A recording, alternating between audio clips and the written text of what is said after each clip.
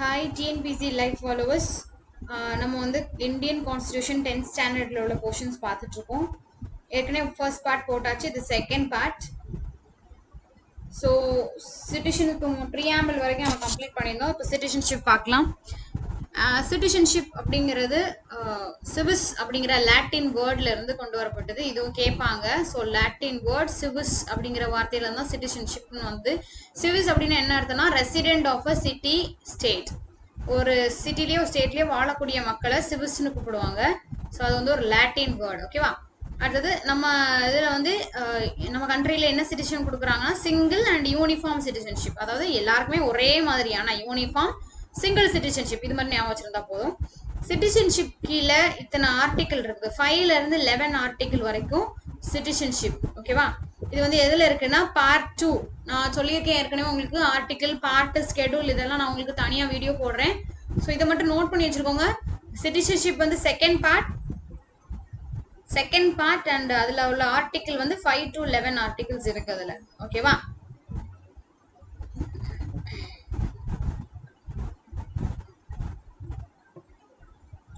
அடுத்தது பார்த்தீங்கன்னா citizenship act 1955 கொண்டு வந்திருக்காங்க.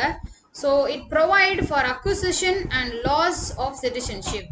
ஸோ இதில் என்ன சொல்கிறாங்க அப்படின்னா, இந்த சிட்டிசன்ஷிப் ஆக்டில் வந்து என்ன சொல்கிறாங்க அப்படின்னா, ஒரு சிட்டிசன்ஷிப் நம்ம எப்படி அடையலாம், அக்விசிஷன்னா எப்படி வாங்கலாம், அடுத்தது எப்படி என்னெல்லாம் பண்ணால் நம்ம அதை இழந்துருவோம் அப்படிங்கிற விஷயத்த நம்ம இந்த சிட்டிசன்ஷிப் ஆக்ட் 1955ல சொல்கிறாங்க. எப்படியெல்லாம் நம்ம அதை வாங்கலாம், எப்படி என்ன பண்ணோம்னா அதை வந்து நம்ம இழந்துருவோம் அப்படிங்கிற விஷயத்த அந்த சொல்றாங்க.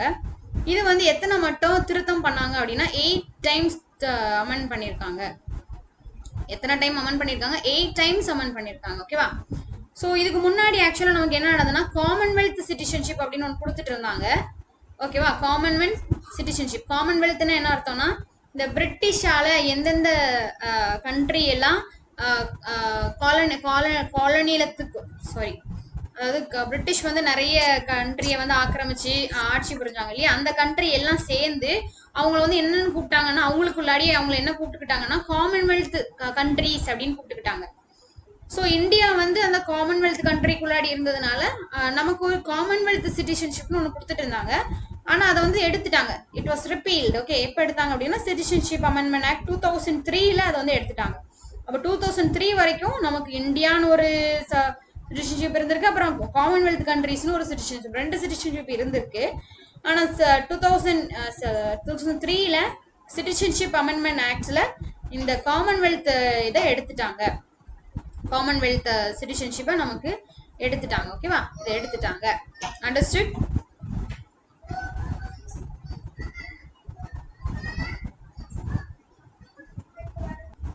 ஸோ காமன்வெல்த் கான்செப்ட் புரிஞ்சிருக்கும்னு நினைக்கிறேன். நெக்ஸ்ட் பேஜ் பார்க்கலாம். ஸோ நமக்கு வந்து இதுக்கு இப்போ வந்து நமக்கு இதை ரிப்பீல் பண்ணிட்டதுனால நமக்கு வந்து இப்போ ஒரே ஒரு சிட்டிசன்ஷிப் தான் இருக்கு. ஓகேவா?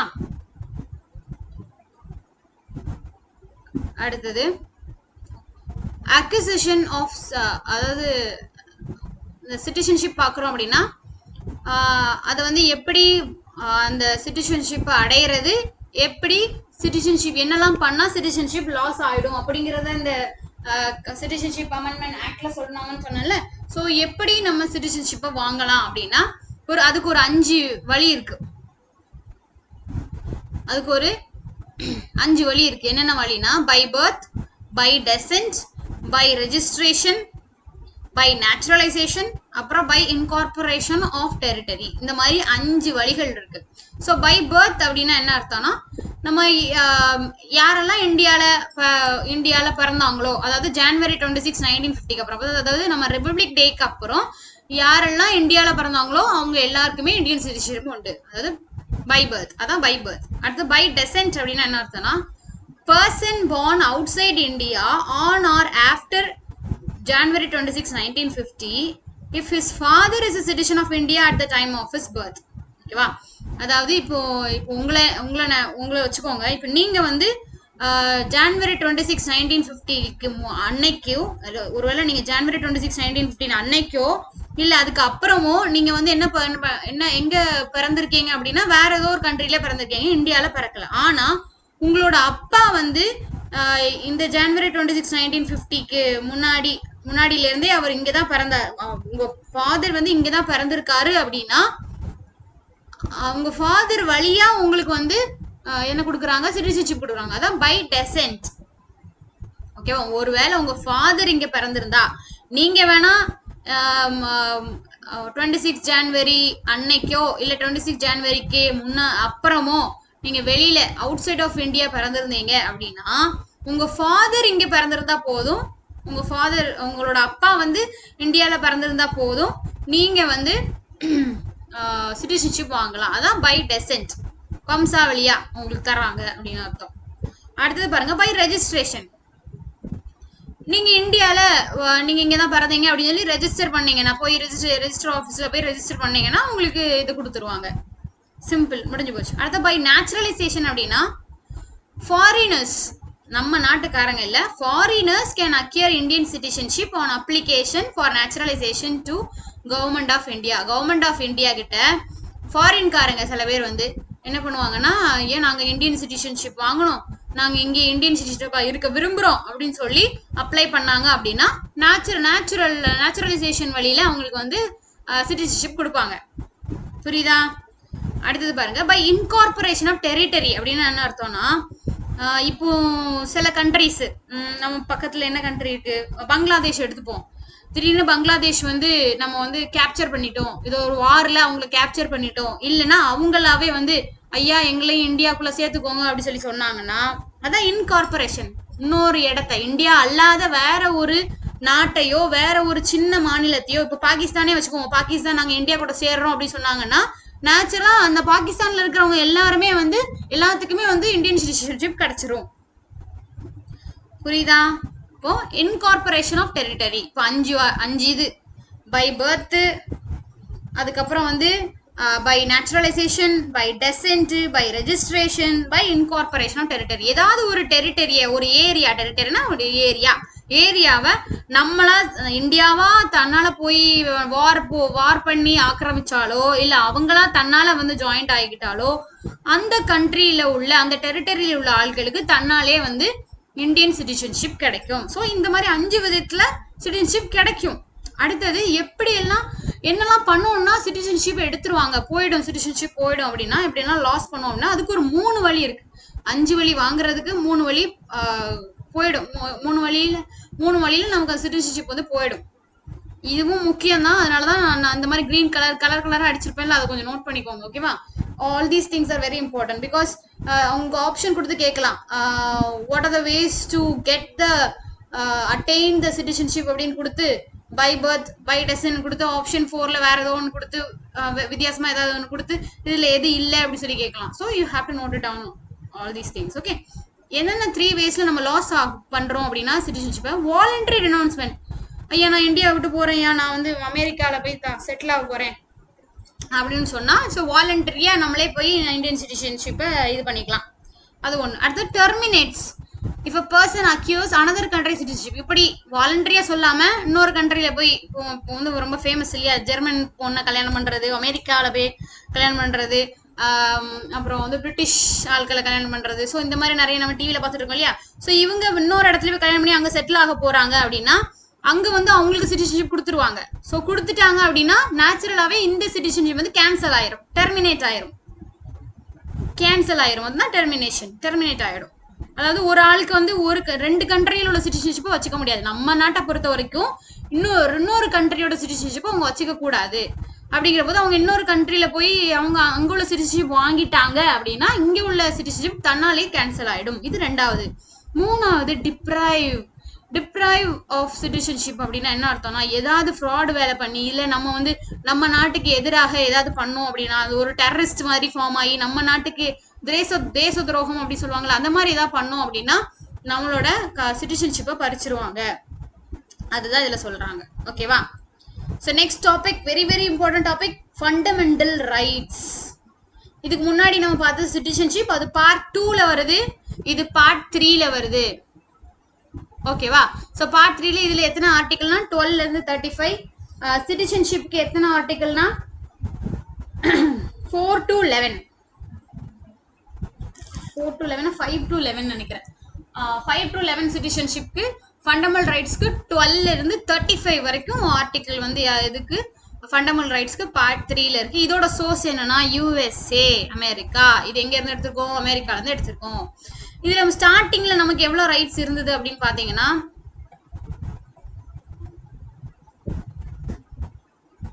ஸ்டார்டிங்ல நமக்கு எவ்வளவு ரைட்ஸ் இருந்து பாத்தீங்கன்னா மொத்தம் 7 ரைட்ஸ் இருந்திருக்கு. அந்த 7 ரைட்ஸ் நம்ம என்னன்னா பார்ப்போம். முதல்ல 7 ரைட்ஸ் இருந்திருக்கு. இப்போ வந்து 6 மட்டும் தான் இருக்கான். ஒரு ரைட்ஸை மட்டும் அவங்க எடுத்துட்டாங்க. இந்த ஃபண்டமெண்டல் ரைட்ஸ்ல இருந்து எடுத்துட்டாங்க. ஓகேவா? இது வந்து என்ன சொல்றாங்க அப்படின்னா Magna Carta of India. Very very important point. Note it down. What is which part of the constitution is called as Magna Carta of India அப்படின்னு கேட்டாங்கன்னா that is fundamental rights. Okay, ஏன் மக்னா கர்த்தா ஆஃப் இந்தியான்னு சொல்றாங்க அப்படின்னா இங்க பாருங்க, கீழே பாருங்க. மக்னா கர்த்தா is a charter of rights issued by King John of England in 1215 under pressure from the barons.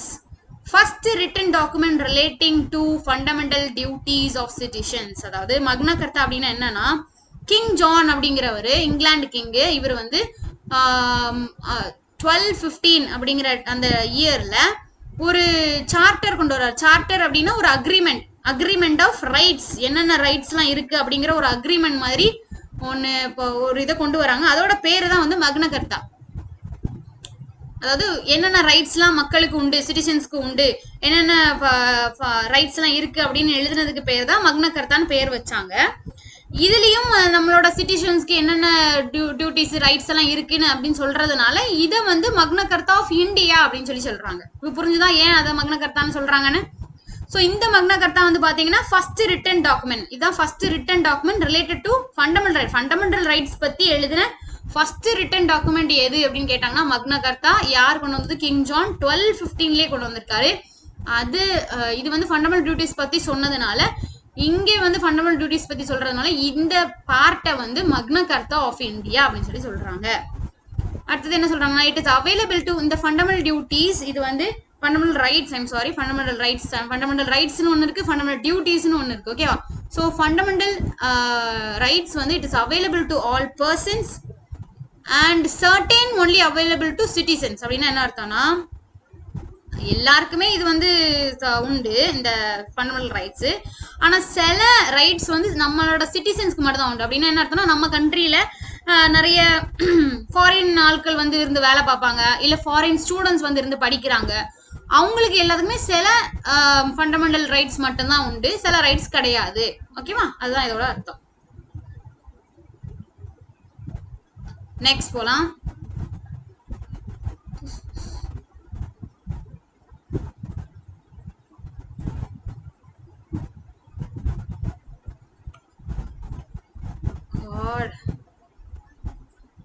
Okay, அடுத்தது பாத்தீங்கன்னா என்னென்ன ரைட்ஸ் நான் உங்களுக்கு சொல்லியிருந்தேன். 7 ரைட்ஸ் இருந்தது, 6 ரைட்ஸ் தான் இப்போ இருக்கு. இதுதான் ஃபர்ஸ்ட் ரைட் டு ஈக்குவாலிட்டி.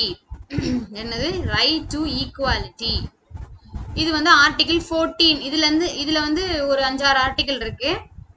ஏற்கனவே நம்ம சொல்லியிருந்தேன் 12ல இருந்து 35 வரைக்கும் ஃபண்டமெண்டல் டியூட்டிஸ், ஃபண்டமெண்டல் ரைட்ஸோட ஃபண்டமெண்டல் ரைட்ஸோட ஆர்டிகிள்ஸ். ஃபண்டமெண்டல் ஆர்டிகிள்ஸ்க்கு மொத்தம் 12ல இருந்து 25 வரைக்கும் ஃபண்டமெண்டல் ரைட்ஸோட ஆர்டிகிள்ஸ் தான். அதுல இந்த ஒவ்வொரு ஹெட்டிங் கீழேயும் கொஞ்சம் ஆர்டிகிள் வந்து பிரியும்.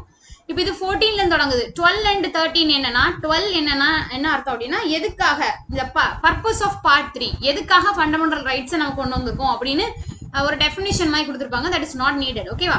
அடுத்து 13ல வந்து என்ன கொடுத்துருப்பாங்க அப்படின்னா ஏதாவது ஒரு லா, இப்போ திடீர்னு புதுசா ஒரு லா கொண்டு வராங்கன்னு வச்சுக்கோங்க. அந்த லா வந்து நம்ம ஏதாவது ஒரு ஃபண்டமெண்டல் லாக்கு எதிரா இருக்கு அப்படின்னா அது வந்து செல்லுபடி ஆகாது அப்படின்னு சொல்றதுதான் இந்த 13. ஸோ 12க்கு என்ன சொல்றாங்க? டெஃபினிஷன், எதுக்காக பர்பஸ் ஆஃப் ஃபண்டமெண்டல் ரைட்ஸ், அதுதான் வந்து 12. 13 வந்து என்ன சொல்றாங்கன்னா ஏதாவது ஒரு லா வந்து ஒரு பிற்காலத்திலயோ எப்போமோ ஃபியூச்சர்லயோ ஃபண்டமெண்டல் ரைட்ஸுக்கு எதிராக ஏதாவது ஒரு லா வந்துச்சு அப்படின்னா அது செல்லுபடி ஆகாது அப்படின்னு சொல்றதுதான் இந்த 13. இந்த ரெண்டு வந்து நீங்க லைட்டா தெரிஞ்சு மட்டும் வச்சுக்கோடா போதும். நம்ம இதுதான் ரொம்ப முக்கியம். ரைட் டு ஈக்குவாலிட்டி, இந்த விஷயங்கள், இந்த 5-6 லா தான் ரொம்ப, 6 ரைட்ஸ் தான் ரொம்ப முக்கியம். ஓகேவா? So right to equality. First one பாருங்க, ஆர்டிகல் 14 என்ன சொல்லுது அப்படின்னா ஈக்குவாலிட்டி பிஃபோர் லா. இதெல்லாம் நீங்க படிச்சுதான் ஒன்று வர வழியே இல்லை. திடீர்னு ஒரு நடுவில் வந்து ஆர்டிகல் 16 என்னன்றவான் உங்கள்கிட்ட வந்து ரைட் டு ஈக்குவாலிட்டியில 16வது என்ன அப்படின்லாம் கேட்க மாட்டான். சும்மா ஆர்டிகல் 16 என்னப்பா அப்படின்னு கேட்பான். இப்போ நீங்க ஈக்குவாலிட்டி ஆஃப் ஆப்பர்ச்சுனிட்டின்னு டக்குன்னு சொல்ல தெரியணும். ஓகேவா? ஸோ நீங்கள் வந்து ஷார்ட்கட்லாம் சார் போடுவாங்க. ஸோ அதை வச்சு கொஞ்சம் படிச்சுக்கோங்க. ஸோ ஆர்டிகல் 14 என்னன்னா ஈக்குவாலிட்டி பிஃபோர் லா. லாக்கு முன்னாடி எல்லாருமே ஈக்குவல் அப்படின்னு சொல்றது. ஆர்டிகல் 15 என்ன சொல்லுதுன்னா ப்ரொஹிபிஷன் ஆஃப் டிஸ்கிரிமினேஷன். எது வழியா, அதாவது எல்லா விதத்திலையும் அந்த டிஸ்கிரிமினேஷனை வந்து ப்ராஹிபிட் பண்றாங்க. அதாவது யாரையும் நீங்க ரிலீஜியன் வைஸா, ரேஸ் வைஸா, கேஸ்ட் வைஸா, செக்ஸ் வைஸா, பிளேஸ் ஆஃப் பர்த் வைஸா நீங்க யாரையுமே வந்து டிஸ்கிரிமினேட் நீங்க பண்ணக்கூடாது அப்படின்னு சொல்றது இந்த ஆர்டிகல் 15. ஒருத்தவங்களோட ரிலீஜியன் வச்சோ, இல்ல அவங்களோட கலர் வச்சோ, இல்ல அவங்க என்ன கேஸ்ட் வச்சோ, இல்ல அவங்க ஆனா பெண்ணா இந்த மாதிரி வச்சோ, இல்ல அவங்க இந்த இடத்துல பிறந்தாங்க அப்படிங்கிறத வச்சோ யாரையுமே நீங்க வந்து குறை சொல்லக்கூடாது அப்படிங்கிறது தான் இந்த 15.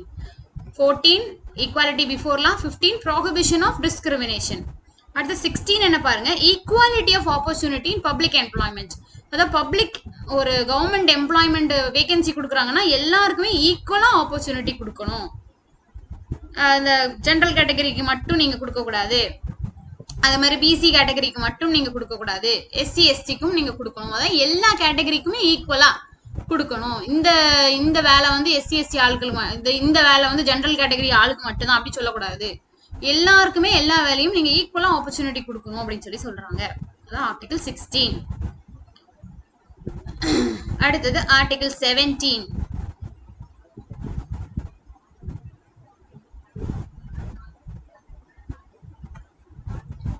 ஆர்டிகல் 17 பாத்தீங்கன்னா இது ஆர்டிகல் 17 ரொம்ப முக்கியம். ஓகேவா?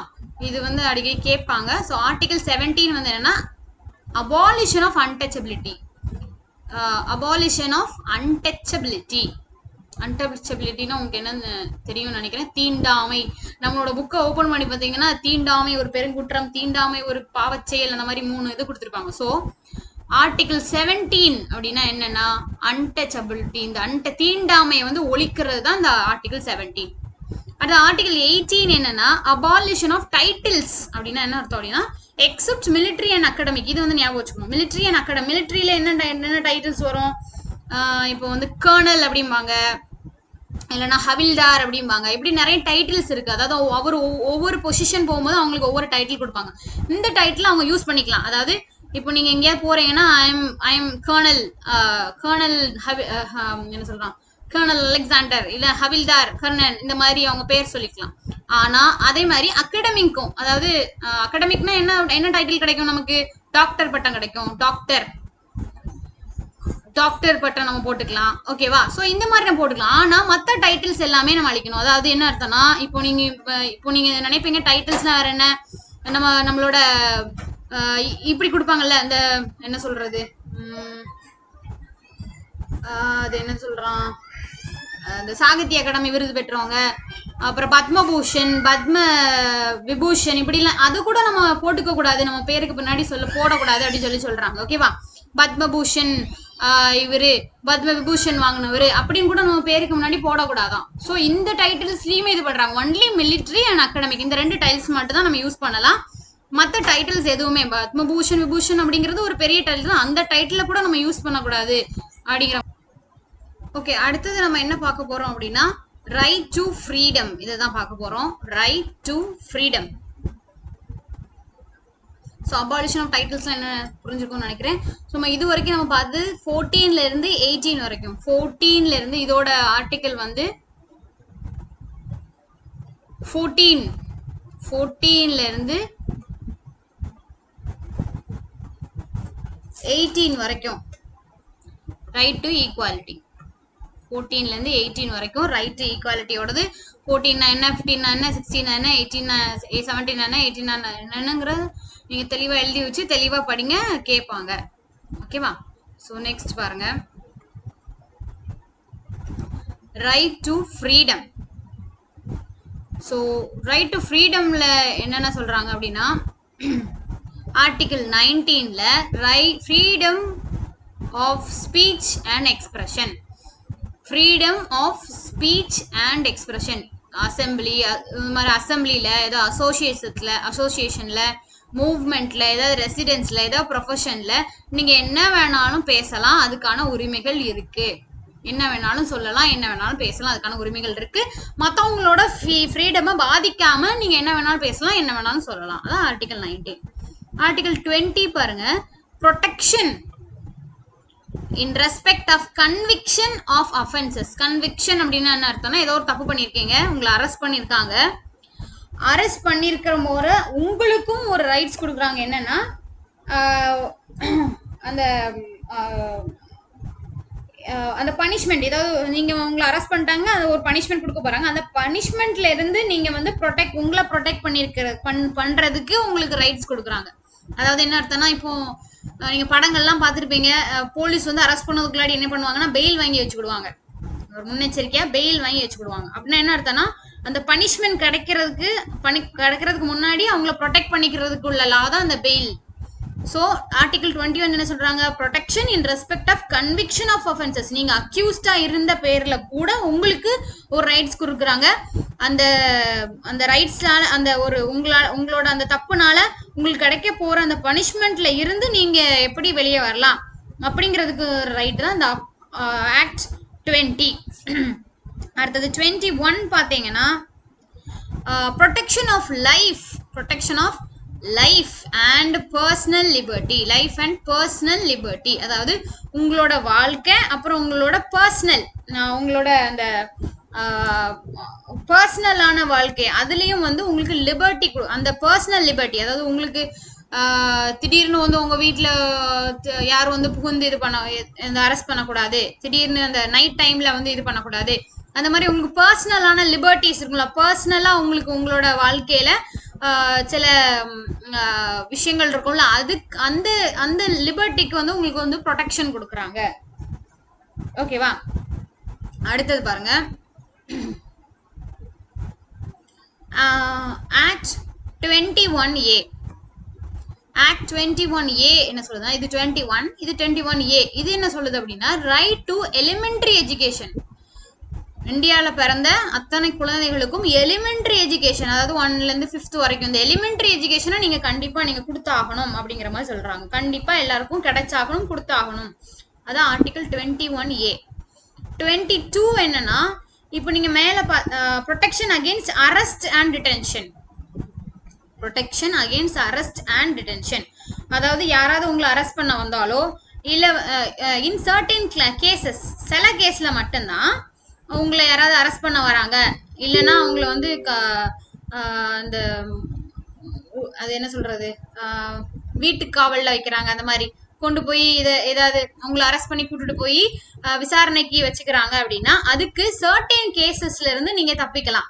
அதாவது நீங்க என்ன அரெஸ்ட் பண்ணக்கூடாது, சில கேஸ்க்கு மட்டும்தான். இப்போ பாத்தீங்கன்னா பெண்கள்ல பாத்தீங்கன்னா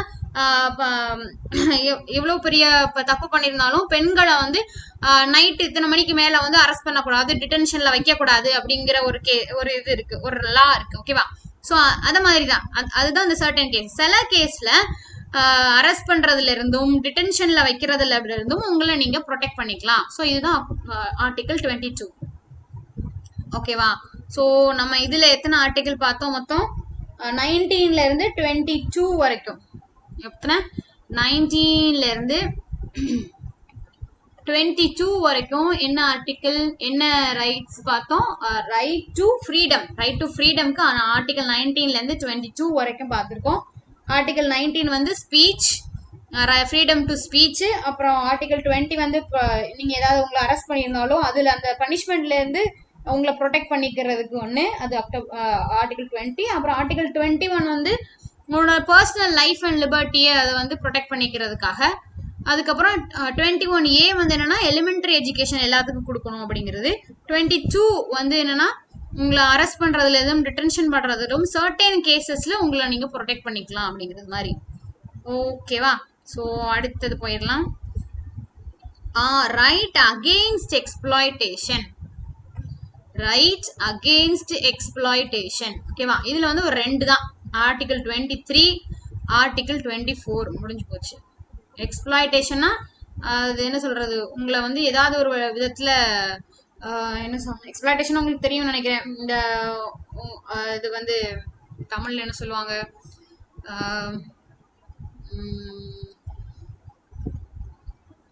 ஐயோ என்ன சொல்லுவாங்க, ஓகே எக்ஸ்ப்ளாய்டேஷன் உங்களுக்கு புரியும் நினைக்கிறேன். ஸோ என்ன பண்ணுவாங்க அப்படின்னா, என்ன லா அப்படின்னா ஆர்டிகல் 23ல உங்களை வந்து ஃபோர்ஸ்ட் லேபர் பண்ணக்கூடாது. அதாவது prohibition of traffic in human being and forced labour. Human trafficking அப்படிம்பாங்க, ஹியூமன் டிராஃபிக்கிங் அப்படிம்பாங்க. அதாவது உங்களை கடத்தி கொண்டு போய் இல்லைன்னா உங்களுக்கு விருப்பம் இல்லாம ஒரு இடத்துல கொண்டு போய் உங்களை வேலை பண்ண வைக்கிறது, அதுதான் ஆர்டிகல் 23. அதை வந்து ஒழிக்கிறது தான் இந்த ஆர்டிகல் 23. உங்களுக்கு விருப்பம் இல்லாம, அதாவது இப்போ நீங்க சில படங்கள்லாம் பார்த்துருப்பீங்க, அந்த அப்பா அம்மா வந்து கடன் வாங்கியிருப்பாங்க, உடனே என்ன பண்ணுவாங்கன்னா அந்த வீட்டில் உள்ள குழந்தைங்களை கூட்டிட்டு போய் அவங்களோட செங்கல் சூழலையில வேலை பார்க்க வைப்பாங்க. இது வந்து ஒரு ஃபோர்ஸ்ட் லேபர் தான், ஹியூமன் டிராஃபிக்கிங். அதாவது அவங்களுக்கு விருப்பம் இல்லாம கூட்டிட்டு போய் வேலை பார்க்க வைக்கிறது கடன் வாங்கினதுனால. ஸோ இது வந்து ஹியூமன் டிராஃபிக்கிங். இந்த ஆர்டிகல் படி அதை வந்து அழிக்கணும் அப்படின்னு சொல்றாங்க. அடுத்தது prohibition of employment of children in factories, அதாவது சைல்டு லேபர், இதை ஒழிக்கிறது கொண்டு வந்தது ஆர்டிகல் 24. ஆர்டிகல் 23 வந்து விருப்பம் இல்லாம ஒருத்தரை கூட்டிட்டு போய் நம்ம வேலைக்கு வைக்க கூடாது. ஆர்டிகல் 24ல வந்து சைல்டு லேபர் அதை வந்து ஒழிக்கணும் அப்படிங்கிறத கொண்டு வந்தது. ஓகே, அடுத்தது ரைட் டு ரிலீஜியன். இது கொஞ்சம் காமெடியா தான் இருக்கும், கொஞ்சம் பாருங்க. ரைட் டு ரிலீஜியன், ஓகேவா.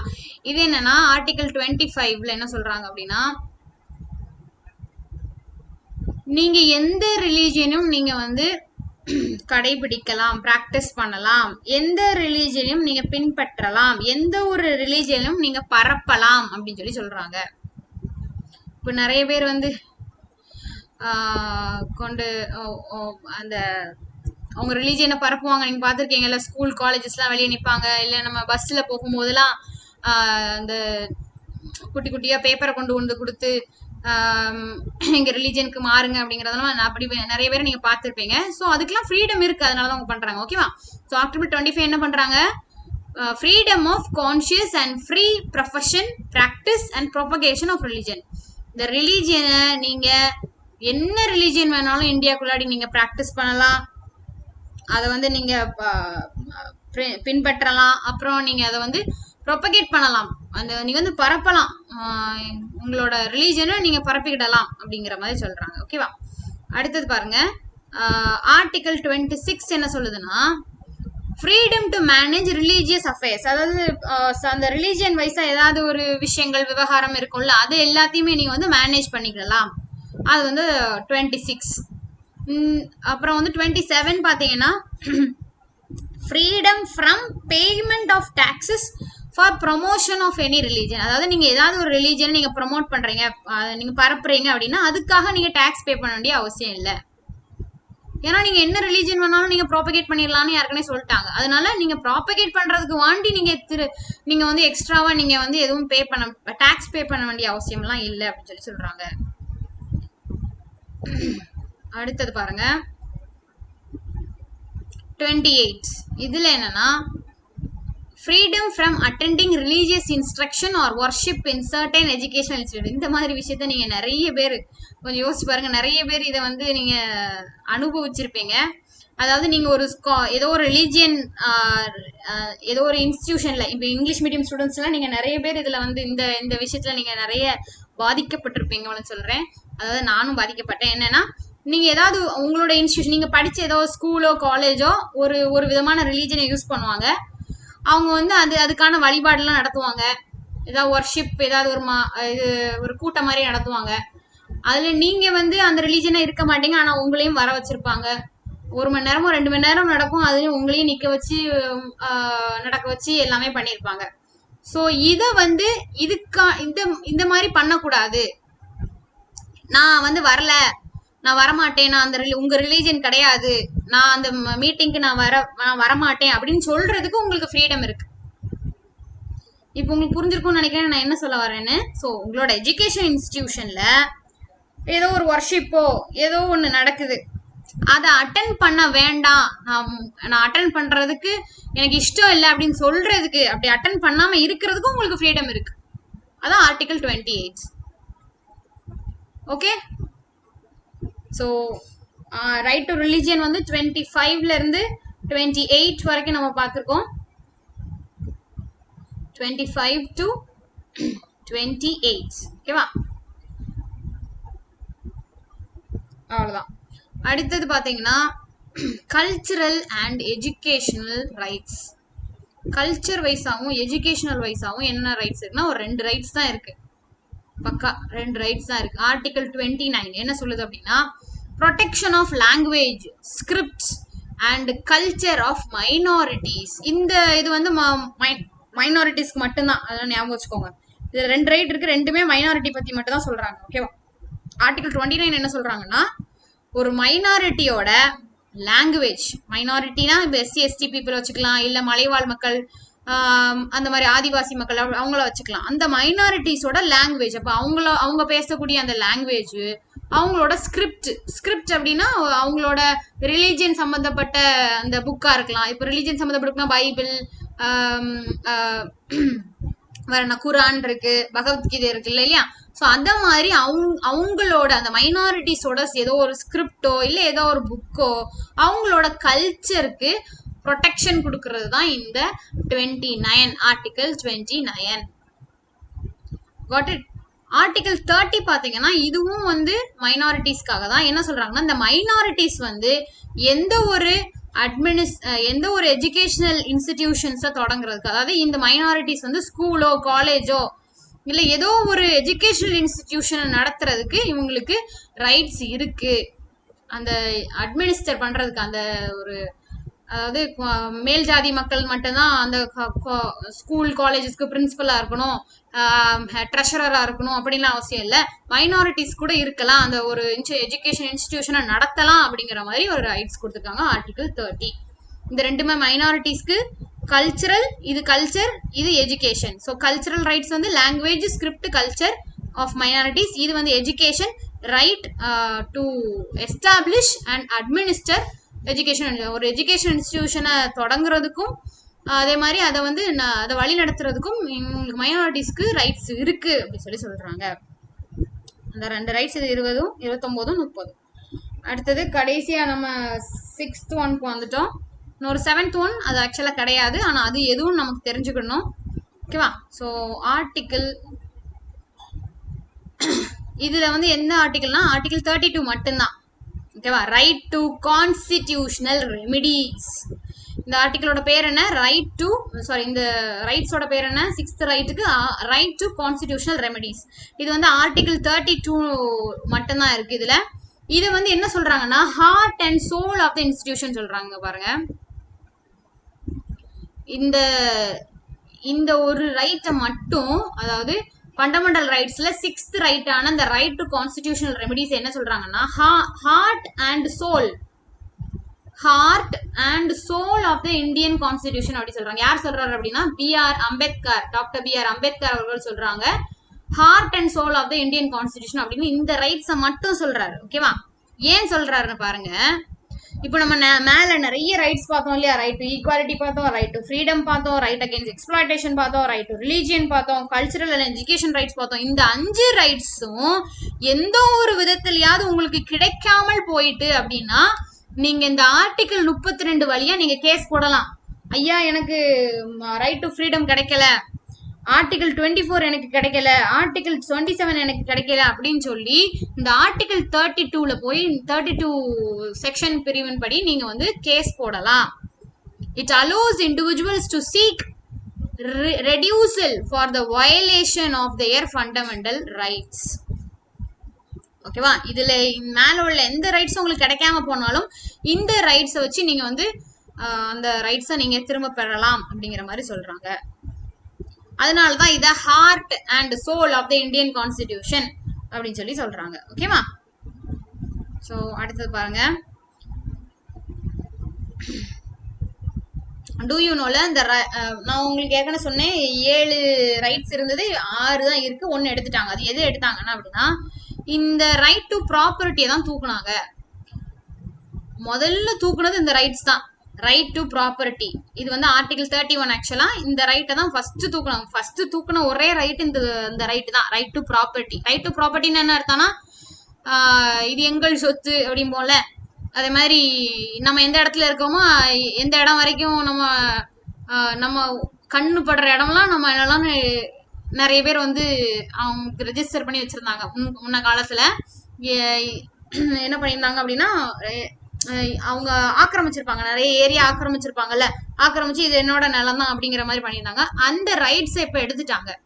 அதாவது அது ஒரு ஃபண்டமெண்டல் ரைட்ஸ் மாதிரி இருந்தது இதுக்கு முன்னாடி. அதாவது ஃபண்டமெண்டல்னா ஒரு பேசிக் ரைட்ஸ். இங்க நான் எது வரைக்கும் நான் பாக்குறேனோ அது பூரா என் நிலம்டா அப்படிங்கிற மாதிரி நிறைய பேர் வச்சிருந்தாங்க. ஸோ அதனால இது ஃபண்டமெண்டல் ரைட்ஸ்ல இருந்ததுனால இதை தூக்கி என்ன பண்ணிட்டாங்கன்னா லீகல் ரைட்டுக்கு மாத்திட்டாங்க. அதாவது லீகலா அந்த நிலம் உங்களுதுனா மட்டும்தான் அது உங்களுது. அதாவது லீகலா நீங்க அந்த நிலத்தை உங்க பேர்ல ரெஜிஸ்டர் பண்ணியிருந்தீங்கன்னா மட்டும்தான் அந்த நிலம் உங்களுது. சும்மா கண்ணில் பார்த்த நிலமெல்லாம் உங்களுக்கு எல்லாம் கிடைக்காதுலாம் தர முடியாது அப்படிங்கிற மாதிரி சொல்றாங்க. ஸோ எந்த ரைட்டை ஃபண்டமெண்டல் ரைட்ஸ்ல தூக்குனாங்க? Right to property. இதோட ஆர்டிகிள் வந்து 31. இதை எந்த இதை அமெண்ட்மெண்ட் படி மாத்தினாங்க அப்படின்னா 44th அமெண்ட்மெண்ட் 1978. நம்ம இதுக்கு முன்னாடி ஒரு அமெண்ட்மெண்ட் ஆக்ட் பார்த்தோம், 42nd 1976ல பார்த்தோம். இது 44th அமெண்ட்மெண்ட் ஆக்ட் 1978. இந்த அமெண்ட்மெண்ட் படிதான் ஆர்டிகிள் 31 அப்படிங்கிற அந்த ரைட்ஸை வந்து தூக்கி, அதாவது அது ஃபண்டமெண்டல் ரைட்ஸா இருந்ததை என்ன பண்ணிட்டாங்க அப்படின்னா லீகல் ரைட்டா மாத்திட்டாங்க. இப்ப அது என்ன ஆர்டிகிள்ல இருக்கு அப்படின்னா ஆர்டிகிள் 300A எப்படி இருக்கு? ஆர்டிகிள் 300A எந்த பார்ட்ல இருக்குன்னா பார்ட் 12ல இருக்கு. பார்ட் 12ல இருக்கு. இதுக்கு முன்னாடி எதுல இருந்தது? இது ஃபண்டமெண்டல் ரைட்ஸ் எந்த பார்ட்? 3வது பார்ட்.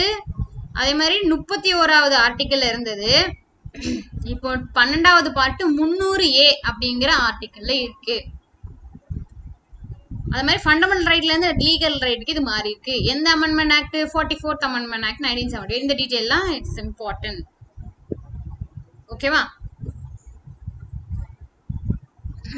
ஸோ நெக்ஸ்ட் பாருங்க, ஒரு இந்த ஆர்டிகிள் 32ன்னு ஒன்று இருக்கு. அதுல வந்து என்னன்னா 5 கைண்ட் ஆஃப் பிரிட்ஸ் கொடுத்துருக்காங்க. அப்படின்னா 5 கைண்ட் ஆஃப் பவர் கொடுத்துருக்காங்க. என்னென்ன பவர் அப்படின்னா ஹேபஸ் கார்பஸ், மேண்டமஸ், ப்ரொஹிபிஷன், செர்டியோரரி, கோவாரண்டோ அப்படின்னு 5 விதமான பவர் கொடுத்துருக்காங்க. ஸோ அந்த 5 விதமான பவர் என்னென்ன பவர்னு பார்ப்போம். ஹேபஸ் கார்பஸ் அப்படின்னா என்ன அர்த்தம்னா, நீங்க எல்லாருமே தெய்வ திருமகள் படம் பார்த்துருப்பீங்க. அதாவது சூர்யா இல்ல விக்ரமும் ஒரு சின்ன குழந்தையும் விக்ரம் வந்து நிலா தென்னை மரம் அப்படின்னு கதை விடுவாரு. ஸோ அந்த படம் தான். அதுல வந்து நம்ம ஹீரோயின் வந்து என்ன பண்ணுவாங்கன்னா அந்த குழந்தைய கடைசி வரைக்கும் அவங்க அந்த விக்ரம்கிட்ட காட்டவே மாட்டாங்க. அப்ப அவ ஒரு கேஸ் ஃபைல் பண்ணுவா. அந்த கேஸோட நேம் தான் ஹேபியஸ் கார்பஸ் அப்படின்னா ஆட்கொணர்வு மனு. அதாவது அந்த ஹேபியஸ் கார்பஸ் மனு போட்டாங்க அப்படின்னா யாருக்காக போட்டிருக்காங்களோ அந்த ஆளை 24 மணி நேரத்துக்குள்ளாடி போலீஸ் வந்து அந்த கோர்ட்டுக்கு கூட்டிட்டு வரணும். அதுதான் ஹேபியஸ் கார்பஸ். இது எதுக்காக ஆக்சுவலா போடுவாங்க அப்படின்னா, இப்போ நீங்க நிறைய படத்துல பாத்துருப்பீங்க, திடீர்னு போலீஸ் வந்து அவன் எங்க இருக்கான் அப்படின்னு சொல்லி அரெஸ்ட் பண்ணிட்டு கொண்டு போயிருவாங்க. ஆனா நீங்க அப்புறம் அந்த வீட்டுல உள்ளவங்க எல்லாம் பண்ணுவாங்கன்னா போலீஸ் ஸ்டேஷன்ல போய் பார்ப்பாங்க. அங்க பார்த்தா போலீஸ் அப்படி யாருமே நாங்க அரெஸ்ட் பண்ணிட்டு வரலையே அப்படின்ருவாங்க. அவங்க அரெஸ்ட் பண்ண வந்த போலீஸும் அங்க யாருமே இருக்க மாட்டாங்க. ஸோ இப்போ அவங்க என்ன பண்ணலாம் அப்படின்னா கோர்ட்ல போய் ஹேபியஸ் கார்பஸ் கேஸ் போட்டாங்கன்னா போலீஸ்க்கு வேற வழியே இல்லாம, ஒருவேளை அவங்க பண்ணியிருந்தாலோ இல்ல வேற யார் பண்ணியிருந்தாலோ போலீஸ்க்கு வேற வழியே இல்லாம 24 மணி நேரத்துக்குள்ளாடி அந்த தொலைஞ்சு போன ஆளை கொண்டு வந்து கோர்ட்டுக்கு முன்னாடி நிறுத்தணும். அதுதான் ஹேபியஸ் கார்பஸ். ஸோ இது என்ன பண்ணுதுன்னா சேஃப் கார்ட் பீப்புள் ஃப்ரம் இல்லீகலா அரெஸ்ட் பண்றதை இது வந்து தடுக்குது, இந்த ஹேபியஸ் கார்பஸ். இந்த படம் ஞாபகம் வச்சுக்கோங்க, தெய்வ திருமகள்.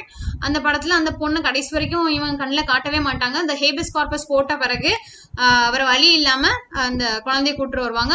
அந்த குழந்தையும் விக்ரமும் அவங்க 2 பேரும் அவங்க அமைதியா பேசிக்கிறத பார்த்தே எல்லாரும் அப்படியே பிரமிச்சு போய் பார்ப்பாங்க இல்லையா? அந்த சீன் ஞாபகம் இருக்கட்டும். ஸோ அதுதான் habeas corpus, safeguard people from illegal arrest.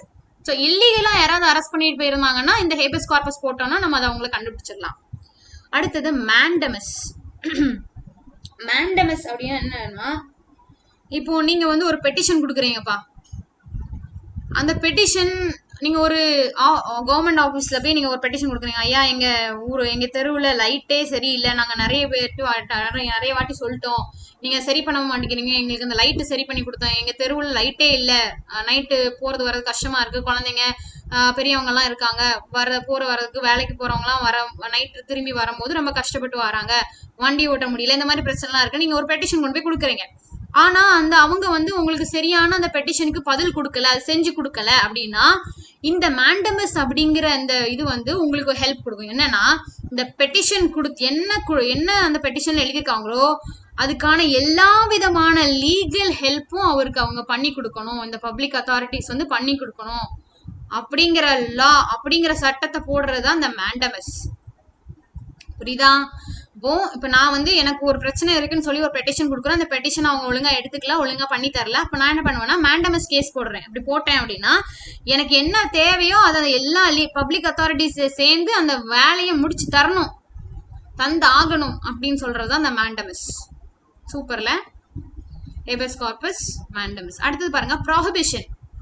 எதுக்குன்னா, it prohibits a subordinate court from acting beyond its jurisdiction. jurisdiction அப்படின்னா ஒரு இடத்துக்கும் ஒரு எல்லை வச்சிருப்பாங்க. அதாவது இப்போ ஒரு போலீஸ் ஸ்டேஷன் இருக்குன்னா இது இந்த இடத்துல இருந்து இந்த இடம் வரைக்கும் ஏன் இல்லை, அப்புறம் இன்னொரு போலீஸ் ஸ்டேஷன் இருக்கும். இப்போ ஒரு ஊர்ல ஒரு சிட்டில ஒரே ஒரு போலீஸ் ஸ்டேஷனா இருக்கும் போது இல்லையா, ஒரு 2-3 போலீஸ் ஸ்டேஷன் இருக்கும். அப்ப இந்த போலீஸ் ஸ்டேஷனுக்கு இந்த ஏரியாவில இருந்து இந்த ஏரியா வரைக்கும் என்ன பிரச்சனை நடந்தாலும் அவங்க மட்டும் தான் பார்க்கணும். அதுக்கப்புறம் அந்த ஏரியால இருந்து இன்னொரு ஏரியா வரைக்கும் இன்னொரு போலீஸ் ஸ்டேஷன் கையில இருக்கும். அவங்க வந்து இந்த போலீஸ் ஸ்டேஷனோட ஏரியால வந்து என்ன பிரச்சனை நடந்தாலும் இவங்க வந்து தலையிடக்கூடாது. ஓகேவா? சோ அதே மாதிரி கோர்ட்டுக்கும் அப்படிதான்.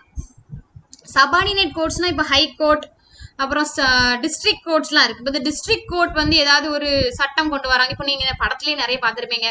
ஹை கோர்ட்ல ஒருத்தருக்கு வந்து தூக்கு தண்டனை கொடுத்துட்டாங்க. உடனே என்ன பண்ணுவாங்க, சுப்ரீம் கோர்ட்ல போய் அதை போய் திரும்ப வழக்கு போடுவாங்க. அப்படின்னா என்ன அர்த்தம், ஹை கோர்ட்ல கொடுத்த சட்டத்தை சுப்ரீம் கோர்ட் வந்து எதுக்கலாம், அதுக்கு அதை வந்து அது என்ன சொல்றது, ஹை கோர்ட் கொடுத்த அந்த சட்டத்தை சுப்ரீம் கோர்ட் வந்து எதிர்த்து வேற இன்னொரு தீர்ப்பை கூட வழங்கலாம் அப்படின்னு அர்த்தம் இல்லையா? இப்போ சபார்டினேட் கோர்ட், அப்ப it ப்ரோஹிபிட்ஸ் a subordinate court from acting beyond its jurisdiction. அதாவது அவங்க எல்லைக்குள்ள இல்லாம வேற எந்த கேஸையோ சபார்டினேட் கோர்ட், இந்த சின்ன சின்ன கோர்ட், அதாவது டிஸ்ட்ரிக்ட் கோர்ட் இருக்கும், அப்புறம் சின்ன சின்ன கோர்ட்லாம் இருக்கும். ஓகேவா? அந்த கோர்ட் ஏதாவது வந்து அவங்களோட எல்லைக்குள்ள இல்லாம உள்ள கேஸை வந்து பார்த்தாங்க அப்படின்னா அதை ப்ரோஹிபிட், அதை ஸ்டாப் பண்றதுக்கு இந்த ப்ரோஹிபிஷன் லா யூஸ் பண்ணலாம். புரியுதா? இப்போ ஒரு எக்ஸாம்பிள் சொல்லணும்னா என்ன, இப்போ எனக்கு வந்து எனக்கு வேற ஒரு இடத்துல ஒரு பிரச்சனை நடந்தது. ஆனா எனக்கு இந்த ஏரியாவில் உள்ள இந்த கோர்ட்ல உள்ள ஒரு ஆளை தெரியும். அப்ப நான் என்ன பண்ணுவேன்னா இந்த கோர்ட்ல போய் நைஸா போய் கேஸ் கொடுக்குறேன். உடனே இவங்க வந்து தீர்ப்பு எனக்கு சாதகமா தீர்ப்பு வழங்கிட்டாங்க. ஓகேவா? அப்போ அந்த ஆள் என்ன பண்ணுவாங்க அப்படின்னா, இவங்க வந்து இதுக்கும் இந்த கோர்ட்டுக்கும் சம்பந்தமே கிடையாது, இவங்க எப்படி தீர்ப்பு வழங்கலாம்னு சொல்லி அவர் ப்ரோஹிபிஷன் கேஸ் போட்டாருன்னா அந்த எந்த கோர்ட்ல போடுறாங்களோ அவங்க வந்து அந்த சபார்டினேட் போட்ட கேஸ அந்த தீர்ப்பை வந்து மீறதுக்கு மீறலாம் அப்படிங்கிற மாதிரி சொல்றாங்க. புரிஞ்சுதான்? ஸோ நெக்ஸ்ட் பாருங்க, செர்டியோரரி. செர்டியோரரி அப்படின்னா அதுக்கும் இந்த ஃபர்ஸ்ட் இதுக்கு முன்னாடி பார்த்த ப்ரோஹிபிஷனுக்கு இதுக்கு ஒரு லிங்க் இருக்கு. இது என்னன்னா, it squashes an order issued by a subordinate court by overstepping its jurisdiction. இந்த செர்டியோரரி என்ன பண்ணுது அப்படின்னா, இந்த சபார்டினேட் கோர்ட் ஒரு தீர்ப்பு வந்து வழங்கியிருக்கு. அந்த தீர்ப்பை ஓவர் ஸ்டெப் பண்ணதுக்கு, அந்த தீர்ப்பு செல்லாது அப்படின்னு சொல்றதுக்கு இந்த செர்டியோரரி வகுத்து கொடுக்குது அப்படின்னு சொல்றாங்க. ஓகேவா? அடுத்தது கோ வாரண்டோ அப்படின்னா என்ன அர்த்தம்னா, it prevents assumption of public office through illegal manner. அதாவது இதையும் நீங்க நிறைய படத்துல பார்த்திருப்பீங்க. சில ஒரு போலீஸ் ஸ்டேஷன் இருக்கும், அது ஒரு கவர்மெண்ட் பப்ளிக் ஆஃபீஸ் தானே, பப்ளிக் ஆஃபீஸ் ஒரு போலீஸ் ஸ்டேஷன் இருக்கும். அந்த ஊர்ல உள்ள ரவுடி என்ன பண்ணுவாங்கன்னா அந்த போலீஸ் ஸ்டேஷன்ல போய் போலீஸ் எல்லாம் அடிச்சு பிடிச்சு இல்லைன்னா அவங்கள மிரட்டி எடுத்து அந்த போலீஸ் ஸ்டேஷன் அவன் கைக்குள்ள கொண்டு வந்துருவான். இது வந்து தப்பு. இதை ப்ரிவென்ட் பண்றதுக்கு கொண்டு வந்ததுதான் இந்த quo warranto. It prevents assumption of public office through illegal manner. illegal mannerல ஒரு பப்ளிக் ஆஃபீஸ நீதிக்கு புறம்பாக அந்த ஆஃபீஸை நம்ம வந்து யாராவது ஆக்கிரமிச்சாங்க அப்படின்னா அதை தடுக்கிறதுக்கு தான் இந்த quo warranto. புரிஞ்சுதா? அடுத்தது இன்னும் ஒன்னே முடிச்சுட்டு இந்த பாட்டை கம்ப்ளீட் பண்ணிடலாம். Suspension of fundamental rights. என்னென்ன இந்த ஃபண்டமெண்டல் ரைட்ஸை எப்ப வந்து சஸ்பெண்ட் பண்ணுவாங்க அப்படின்னா, எந்த ஃபண்டமெண்டல் ரைட்ஸை எப்ப சஸ்பெண்ட் பண்ணுவாங்க அப்படின்னா, இன் கேஸ் ஆஃப் எமர்ஜென்சி. இந்த எமர்ஜென்சி அப்படிங்கிறது பெரிய டாபிக் பா, நீங்க இங்க பிறகு பாப்பீங்க. ஸோ இந்த எமர்ஜென்சி டைம்ல என்ன பண்ணுவாங்க அப்படின்னா, under article 352 under article 352 by president தான் இந்த எமர்ஜென்சியை டிக்ளேர் பண்ணுவார். ஓகேவா? பிரசிடென்ட் வந்து எமர்ஜென்சி டிக்ளேர் பண்ணிட்டாங்க அப்படின்னா எந்த ஆர்டிகிள் கீழே பண்ணுவாங்கன்னா ஆர்டிகிள் 352 படி பண்ணுவாங்க. இந்த எமர்ஜென்சியே 3 விதமான எமர்ஜென்சி இருக்கு. இப்போதைக்கு இது மட்டும் பார்த்துக்கோங்க. 352 ஆர்டிகிள் படி பிரசிடென்ட் வந்து எமர்ஜென்சி டிக்ளேர் பண்ணிட்டார் அப்படின்னா ஆர்டிகிள் 19 அப்படிங்கிறது ஆட்டோமேட்டிக்கா சஸ்பெண்ட் ஆயிரும். ஆர்டிகிள் 19 என்னது? Right to speech. யாரும் பேசக்கூடாது அப்படின்னா எதுல பேசக்கூடாது? மேடை அமைச்சு என்னப்பா எமர்ஜென்சி எல்லாம் போட்டிருக்கீங்க, உங்க யார்கிட்ட கேட்டு போட்டீங்க அப்படி சொல்லி கூட்டெல்லாம் கூட்டி எடுத்து பேசக்கூடாது. அந்த ஆர்டிகிள் 19 என்ன ஆகும்? இந்த 352 எமர்ஜென்சி டிக்ளேர் பண்ணாங்கன்னா ஆட்டோமேட்டிக்கலா சஸ்பெண்ட் ஆயிரும். ஆனா எந்த எமர்ஜென்சி போட்டாலும் இந்த ஆர்டிகிள் 21ம் ஆர்டிகிள் 22ம் சஸ்பெண்ட் ஆகவே ஆகாது அப்படின்னு சொல்றாங்க. ஆர்டிகிள் 20 and 21 என்னது? ஆர்டிகல் 20ல உங்களை யாராவது அரெஸ்ட் பண்ணாங்கன்னா அந்த அரெஸ்ட் பண்ணிருக்க அந்த பனிஷ்மெண்ட்ல இருந்து நீங்க வந்து உங்களை ப்ரொடெக்ட் பண்ணிக்கலாம். அப்புறம் ஆர்டிகல் 21 வந்து உங்களோட லைஃப் அண்ட் லிபர்ட்டிக்கு உங்களை யாரும் அவ்வளவு சீக்கிரத்துல கொன்ற முடியாது. சும்மா நீங்க எமர்ஜென்சி சுச்சுவேஷனுக்காக யாரும் உங்களை சுட்டு கொன்ற முடியாது இந்த நாட்டுல, இந்த டெமோக்ராட்டிக் கண்ட்ரில. ஓகேவா? உங்களோட லைஃபுக்கோ உங்களோட பர்சனல் விஷயத்திலயோ யாரும் வந்து தலையிட முடியாது. அதான் ஆர்டிகல் 1. இந்த 2 விஷயம் மட்டும் சஸ்பெண்ட் ஆகாது. ஆனா எமர்ஜென்சி போட்டாங்க அப்படின்னா ஆர்டிகல் 29 ரைட் டு ஸ்பீச் மட்டும், நீங்க ஏதோ அசம்பிளி கூட்டி பேசுறதோ, ஏதோ ஒரு அசோசியேஷன் நடத்தி ஏதோ ஒரு மூவ்மெண்ட்டை கொண்டு வர்றதுக்கோ அதுக்கெல்லாம் இடமே கிடையாது அப்படிங்கிற மாதிரி சொல்றாங்க. ஓகே, இன்னும் நிறைய இருக்கு. இது ஃபுல் டேட்டா தான். அந்த லெசன்ல நீங்க எதுவுமே யூ கான்ட் எதையுமே நீங்க விட்டு போக முடியாது. ஓகேவா? எல்லாமே இம்பார்ட்டன்ட் தான். ஸோ இதோட இந்த பார்ட் ஃபினிஷ் பண்ணிக்கலாம். டைரக்ட் பிரின்சிபல் ஆஃப் ஸ்டேட் பாலிசிலேருந்து நெக்ஸ்ட் பார்ட்ல பார்க்கலாம். Hope you understood everything. If you have any doubt just give comments.